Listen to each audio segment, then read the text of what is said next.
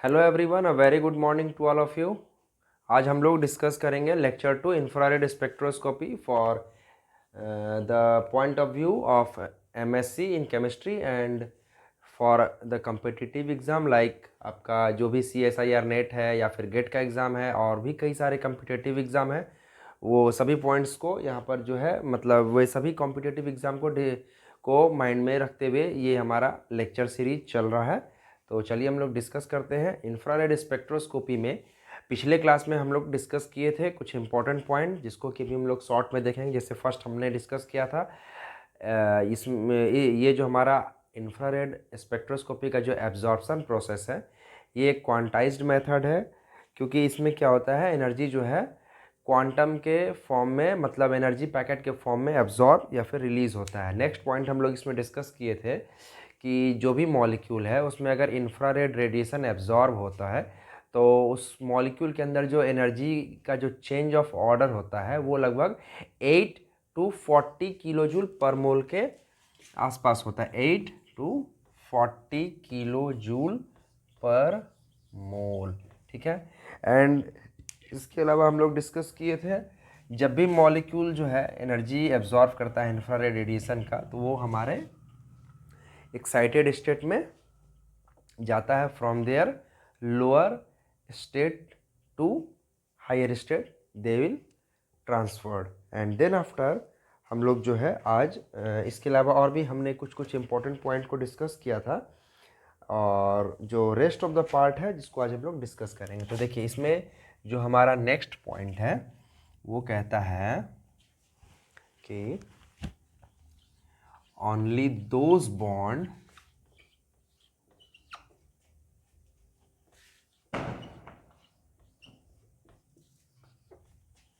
only those bond that have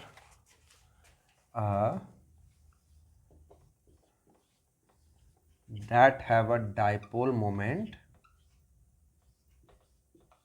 मतलब किसी भी मॉलिक्यूल का जो बॉन्ड होता है, सपोज कि अगर हमारे पास एक मॉलिक्यूल है XY तो उसका जो बॉन्ड है अगर वो मॉलिक्यूल के अंदर डाइपोल मोमेंट है, if the molecule will have some dipole moment then after ये जो केस है यहाँ पर अप्लाई होगा, दैट चेंजेस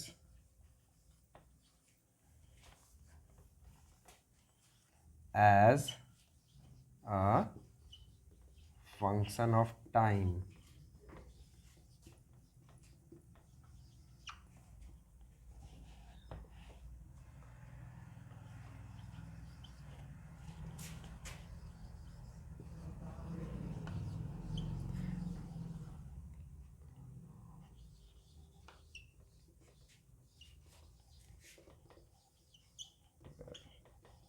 ये कहता है कि only those bond that have a dipole moment and that change as a function of time are capable of absorbing IR radiation. मतलब कहने का मतलब हुआ कि वैसा बॉन्ड जो कि डाइपोल मोमेंट रखता है and that changes as a function of time. कहने का मतलब हुआ कि जब कोई मॉलिक्यूल है और उसका जो बॉन्ड है उसके ऊपर जब इंफ्रारेड रेडिएशन इंसिडेंट हो रहा है, फॉल हो रहा है, तो उस कंडीशन में on the duration of falling of infrared radiation ये जो बॉन्ड है इस बॉन्ड का डाइपोल मोमेंट चेंज होना चाहिए। अगर इस बॉन्ड का डाइपोल मोमेंट इंफ्रारेड रेडिएशन के इंसिडेंट होने के ड्यूरेशन में अगर चेंज होता है तभी वो मॉलिक्यूल IR एक्टिव होता है और वही मॉलिक्यूल इंफ्रारेड रेडिएशन का जो फ्रीक्वेंसी है उस रेडिएशन का जो रेंज है उस रेंज का रेडिएशन को वो एब्जॉर्ब कर पाएगा। ये सबसे इम्पोर्टेंट पॉइंट है। उसके बाद कहता है कि कोई भी हमारा सिमेट्रिक बॉन्ड हो वो IR इनएक्टिव होता है अगर उसमें डाइपोल मोमेंट चेंज नहीं होगा तब। जैसे एक एग्जांपल हम लोग लेते हैं कार्बन डाइऑक्साइड का, ठीक है। तो कार्बन डाइऑक्साइड में मान लेते हैं कि जो हमारा सिमेट्रिक वाइब्रेशन होगा। सिमेट्रिक वाइब्रेशन मतलब बोथ बॉन्ड एक साथ जो है आइदर स्ट्रेच होंगे या कंप्रेस होंगे। फॉर एग्जांपल हम लोग लेते हैं, मान लीजिए कि ये बॉन्ड इधर स्ट्रेच हो रहा है, ये बॉन्ड इधर स्ट्रेच हो रहा है, या फिर ये बॉन्ड इधर कंप्रेस हो रहा है, ये भी बॉन्ड इधर कंप्रेस हो रहा है। आइदर स्ट्रेचिंग और कंप्रेसिंग बोथ जो है एक जैसा होगा दोनों बॉन्ड पर, मतलब कि या तो स्ट्रेचिंग होगा या फिर कंप्रेसिंग होगा। तो उस कंडीशन में ये मॉलिक्यूल में जो है डाइपोल मोमेंट का कोई भी चेंजिंग नहीं होगा, क्योंकि जो भी डाइपोल मोमेंट इधर से चेंज होगा उस चेंज को इधर वाला बॉन्ड का जो डाइपोल मोमेंट होगा वो कैंसिल कर देगा। हाँ, मगर अगर हम यहाँ पर देखते हैं कि ये हमारा सिमेट्रिक बॉन्ड है, लेकिन इसमें अगर एसिमेट्रिक स्ट्रेचिंग हो रहा है, फॉर एग्जांपल इधर वाला जो बॉन्ड है इधर की ओर एक्सपैंड हो रहा है और ये जो CO बॉन्ड है ये कंप्रेस हो रहा है, तो इस कंडीशन में क्या होगा कि ये जो हमारा मॉलिक्यूल है इस मॉलिक्यूल का डाइपोल मोमेंट चेंज होगा, और जब इसका डाइपोल मोमेंट चेंज होगा तो ये मॉलिक्यूल इंफ्रारेड रेडिएशन को एब्जॉर्ब करेगा, और ये मॉलिक्यूल का वो वाला वाइब्रेशन यानी कि जो एसिमेट्रिक वाइब्रेशन है वो इंफ्रारेड एक्टिव होगा, और जिसके कारण इस मॉलिक्यूल का जो है हमको एब्जॉर्प्शन स्पेक्ट्रम मतलब इंफ्रारेड का जो ग्राफ है वो ग्राफ हमको मिलेगा। तो इसीलिए वैसा सिमेट्रिक बॉन्ड जिसमें कि स्ट्रेचिंग होने के बाद अगर डाइपोल मोमेंट चेंज होगा as a function of time, तब वो मॉलिक्यूल हमारा IR एक्टिव होगा। अदरवाइज जनरल केस में हम देखते हैं कि जो सिमेट्रिक बॉन्ड होता है उसका जो सिमेट्रिक वाइब्रेशन होगा वो IR इनएक्टिव होता है। ठीक है, इसके बाद जो है हम लोग का नेक्स्ट जो है इसमें हम लोग देखेंगे IR जो स्पेक्ट्रोस्कोपी है उसका यूज़ क्या क्या है। ठीक है, तो सबसे पहला हम लोग जानते हैं कि इंफ्रारेड स्पेक्ट्रोस्कोपी जो है ये किसी भी मॉलिक्यूल का फिंगरप्रिंट होता है। फिंगरप्रिंट कहने का मतलब आप लोग अच्छी तरह जानते हैं, हर आदमी का अपना अपना फिंगरप्रिंट होता है। ठीक है, उसी तरह हर मॉलिक्यूल का अपना एक फिंगरप्रिंट होता है। फिंगरप्रिंट कहने का मतलब हुआ कि जितने भी टाइप के बॉन्ड हैं सबका अपना एक स्पेसिफिक स्ट्रेचिंग फ्रीक्वेंसी होता है, मतलब कि उसी फ्रीक्वेंसी लेवल पर जो है हमको उस मॉलिक्यूल का जो ग्राफ है वो मिलता है। फॉर एग्जांपल हम लोग लेते हैं, जैसे मान लीजिए कि एक हमारे पास कार्बोक्सिलिक एसिड है। ठीक है, नेक्स्ट हम लोग लेते हैं एक अल्काइल हैलाइड। तो एक चीज़ आप ध्यान रखेंगे, मतलब देखेंगे यहाँ पर कि कार्बोक्सिलिक एसिड का जो हमको ग्राफ मिल रहा है वो अल्काइल हैलाइड के केस से बिल्कुल डिफरेंट होगा। फॉर एग्जांपल हम लोग लेते हैं, जैसे यहाँ पर इथेनोइक एसिड लेते हैं CH3COOH, और एक अदर एग्जांपल लेते हैं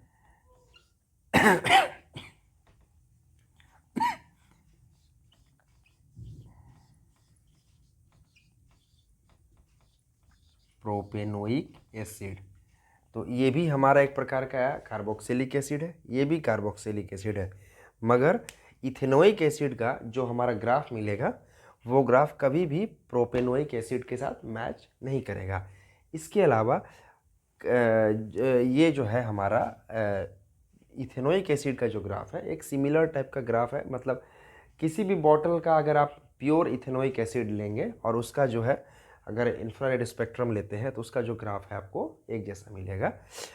ठीक उसी तरह जैसे हमारा अल्काइल हैलाइड का अगर ग्राफ आप लेते हैं तो अल्काइल हैलाइड का भी अपना एक स्पेशल ग्राफ होता है। इसीलिए जो हमारा इंफ्रारेड का जो एब्जॉर्प्शन कर्व आता है, मतलब जो ग्राफ होता है, उसको फिंगरप्रिंट कहा जाता है किसी भी मॉलिक्यूल के लिए, क्योंकि हर मॉलिक्यूल का अपना एक इन्वायरमेंट होता है, हर बॉन्ड का अपना एक इन्वायरमेंट होता है, जिसके हिसाब से वो अपना ग्राफ जो है प्रोड्यूस करता है।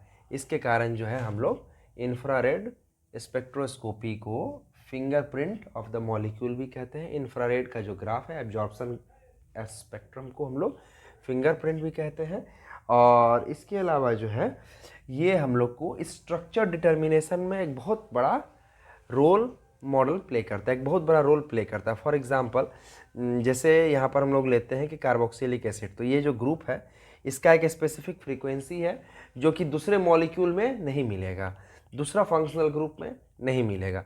तो इससे हम लोग को एक ओवरऑल आइडिया मिल जाता है कि ये जो हमारा मॉलिक्यूल है ये इसमें कौन सा फंक्शनल ग्रुप है, कौन सा इसमें सब्स्टिट्यूएंट है, किस टाइप का मॉलिक्यूल है, एरोमेटिक है, एलिफेटिक है, ये सारा मतलब डेटा हमको इंफ्रारेड स्पेक्ट्रोस्कोपी की हेल्प से मिल जाता है।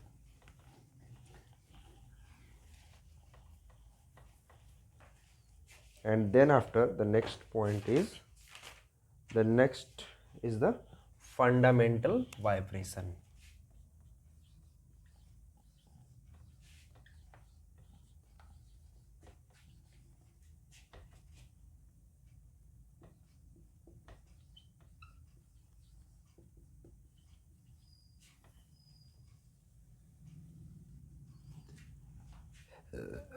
फंडामेंटल वाइब्रेशन ये जो होता है ये कहता है कि it arises from the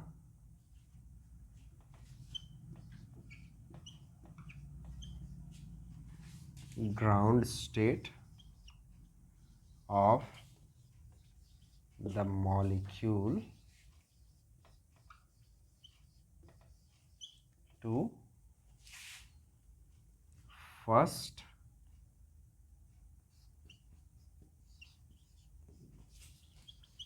higher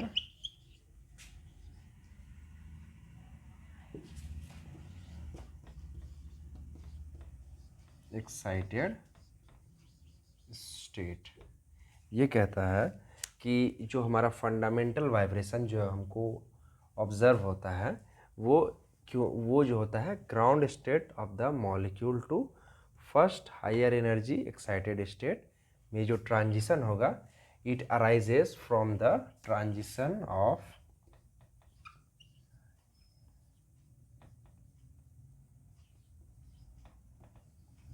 तो देखिए यहाँ पर क्या होता है कि ग्राउंड स्टेट मतलब एकदम नॉर्मल जो एकदम लोएस्ट एनर्जी स्टेट है उसको हम लोग मतलब एट हमारा जो नॉर्मल कंडीशन में जो हमारा जो लोएस्ट एनर्जी स्टेट है उसको हम लोग ग्राउंड स्टेट कहते हैं।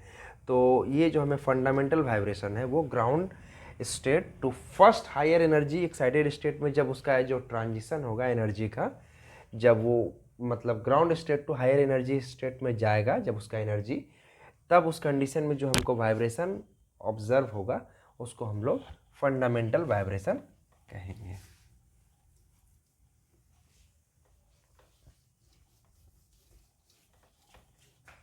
And next one is the overtone.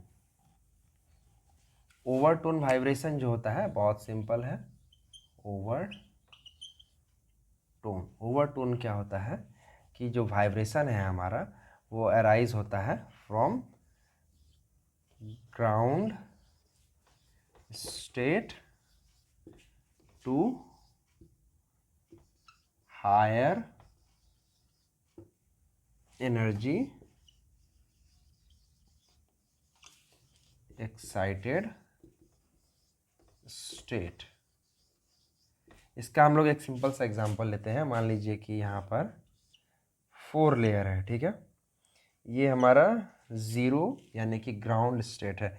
अगर अभी हम लोग जैसे फर्स्ट हम लोग डेफिनेशन देखें फंडामेंटल वाइब्रेशन का। अगर ये हमारा मान लीजिए कि एनर्जी का जो ट्रांजिशन है मॉलिक्यूल जो है ground state to first excited state में अगर जाता है तो इसको हम लोग फंडामेंटल वाइब्रेशन बोलेंगे, ठीक है। फर्स्ट से अगर सेकंड में जाता है तो वो जो है नेक्स्ट वाइब्रेशन हुआ। लेकिन अगर मानते हैं कि ground state to directly second excited state में जाता है तो इसको हम लोग ओवरटोन कहेंगे, ठीक है। और यही यहाँ पर हम लोग डिस्कस कर रहे हैं।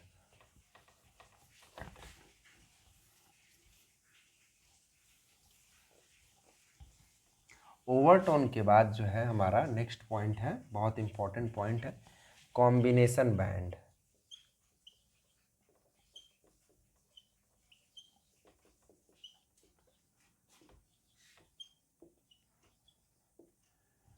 कॉम्बिनेशन बैंड कहता है कि टू वाइब्रेशनल फ्रीक्वेंसी, जैसे मान लेते हैं कि कोई हमारा मॉलिक्यूल है, मॉलिक्यूल में तो कई टाइप के वाइब्रेशन हो सकते हैं।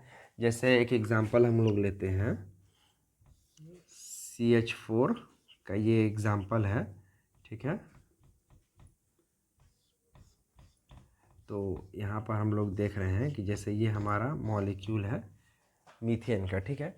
इसमें जैसे हम देख सकते हैं कि कार्बन और हाइड्रोजन का जो बॉन्ड है ये भी वाइब्रेट कर सकता है। एक साथ जो है ये चारों बॉन्ड का सिमेट्रिक वाइब्रेशन भी हो सकता है, एसिमेट्रिक वाइब्रेशन भी हो सकता है, बेंडिंग वाइब्रेशन भी हो सकता है, रॉकिंग हो सकता है, कई टाइप का वाइब्रेशन होता है।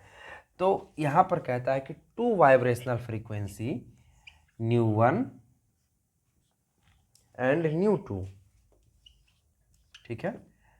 ये जो है अगर कंबाइंड करता है, if this two vibrational frequency of IR active molecule, अगर किसी भी इंफ्रारेड एक्टिव मॉलिक्यूल का दो वाइब्रेशनल फ्रीक्वेंसी है और ये दोनों अगर IR एक्टिव है, इफ़ दे बोथ कंबाइंड और कपल्ड, कंबाइंड करिए या कपल्ड कहिए, एक ही बात हुआ, coupled to give rise to a new vibrational frequency, अगर ये दोनों कंबाइंड होकर के एक नया वाइब्रेशनल फ्रीक्वेंसी जनरेट करता है, and if this vibrational frequency are IR active, then such frequency is known as combination band.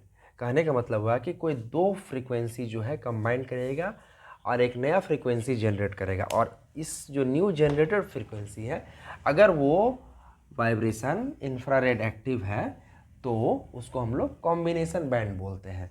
ठीक इसी तरह डिफरेंस बैंड भी होता है, डिफरेंस बैंड,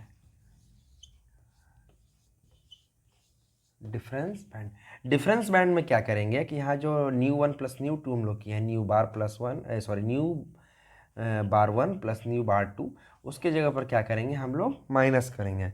मतलब कि पहले केस में क्या था कि ये दो फ्रीक्वेंसी मिलेगा तो ये दो फ्रीक्वेंसी से ये जो न्यू फ्रीक्वेंसी जनरेट होगा वो हायर एनर्जी का फ्रीक्वेंसी होगा।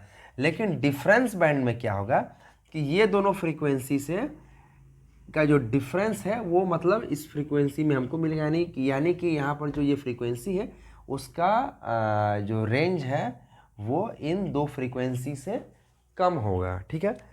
तो उस कंडीशन में same as we get combination band, similarly we will get difference band, ठीक है। और इसके बाद जो है एक most important and last one point है, तो उसको हम लोग डिस्कस कर लेते हैं। तब तक जो है आप लोग को अगर मेरा वीडियो अच्छा लगा हो तो मेरे चैनल को प्लीज़ सब्सक्राइब कीजिएगा और वीडियो को अपने दोस्तों में शेयर भी करेंगे। तो चलिए हम लोग नेक्स्ट पॉइंट डिस्कस करते हैं, that is Fermi resonance.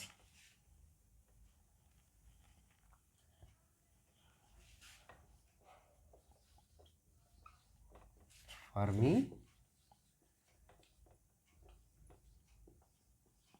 Resonance, तो फर्मी रेजोनेंस कहता है कि when the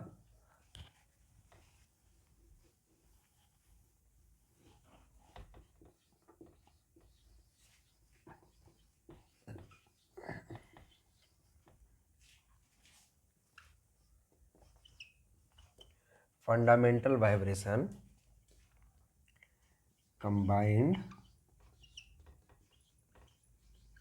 with overtone or combination band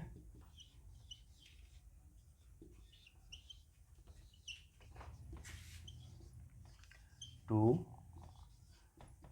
give rise to a new vibrational band, then such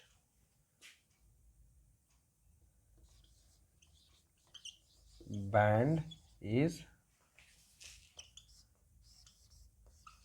known as Fermi resonance।